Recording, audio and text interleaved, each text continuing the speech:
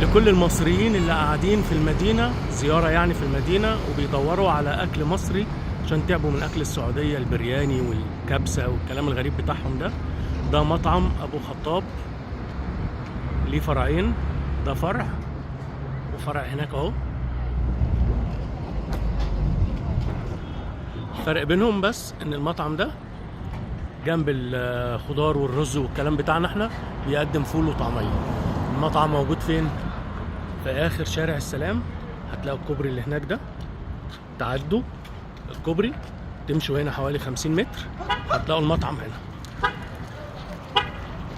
في نفس الوقت برضو انا هصوره لكم من اول شارع السلام لغايه الحرم عامل ازاي. اللي قدامنا ده شارع السلام، ده اخر نهايه شارع السلام. الناحيه التانية هتلاقي الحرم، ده نهايه شارع السلام. هتعدوا الكوبري ده، تعدوا الطريق، تبصوا كده الناحيه التانية هتلاقوا مطعم الخطابه.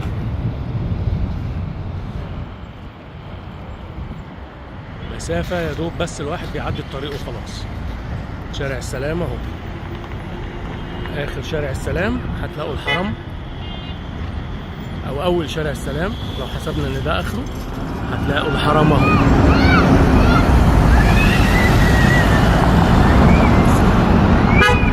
اهو مسافة كلها حوالي 10 دقايق او اقل من 10 دقايق مشي. تعدوا تخشوا الشارع ده اللي اوله محل اسمه سامي للهدايا.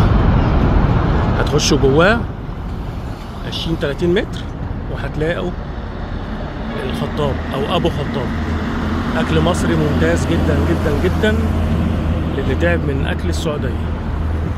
وهنزل لكم المنيو بتاعته وكارت ديليفري للي عايز يبعت، يتصل يعني يبعت يجيب ديليفري من اي فندق هنا لو مش قادر يروح.